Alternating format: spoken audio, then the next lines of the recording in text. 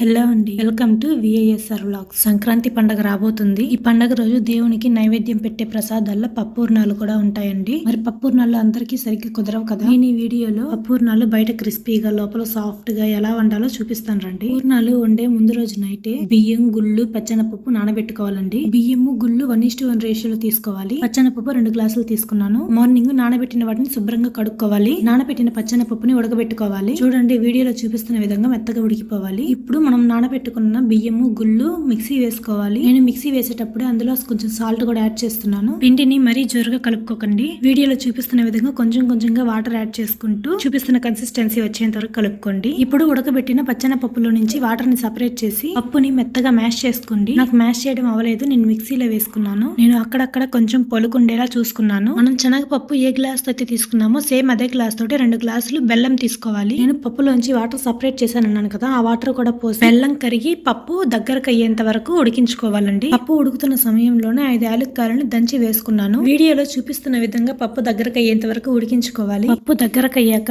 Stove off చేసి మూత పెట్టి పప్పును కొంచెం చల్లారనివ్వాలి. పప్పు చల్లారాక వాటిని చిన్న చిన్న ఉండలుగా చేసి పక్కన పెట్టుకోవాలి. కడాయిలో ఆయిల్ హీట్ చేసుకోవాలి. ఆయిల్ హీట్ అయ్యాక మనం ముందుగా చేసి పెట్టుకున్న పిండిలోకి ఈ ఉండలను ముంచి ఆయిల్ లో వేసి డీప్ ఫ్రై చేయాలండి. ఉండలను ఆయిల్ లో వేసిన వెంటనే కదపకుండా కొంచెం సేపు ఆగిన తర్వాత కలపాలి. అలా 2 వైపులా గోల్డెన్ కలర్ వచ్చేంత వరకు వేయించుకుంటే సరిపోతుంది. అంతే అండి, పూర్ణాలు చేసుకోవడం చాలా ఈజీ. ఈ సంక్రాంతికి నేను చెప్పిన ఈ ప్రాసెస్ ని ట్రై చేసి మీ విలువైన ఫీడ్బ్యాక్ ని నాకు కమెంట్ సెక్షన్ లో తెలియజేయండి. మరి సంక్రాంతి రోజు మీరు ఏ ప్రసాదాలను వండుకుంటారో కూడా నాకు కమెంట్ సెక్షన్ లో తెలియజేయండి. నా వీడియోస్ మీకు యూస్ఫుల్ అనిపిస్తే ప్లీజ్ సబ్స్క్రైబ్ చేసి పక్కనే ఉన్న బెల్ ఐకాన్ ని క్లిక్ చేయండి. అలానే నా ఛానల్ ని మీ ఫ్యామిలీ అండ్ ఫ్రెండ్స్ తో కూడా షేర్ చేయండి. మీకు మీ కుటుంబ సభ్యులకు ముందుగానే సంక్రాంతి శుభాకాంక్షలు.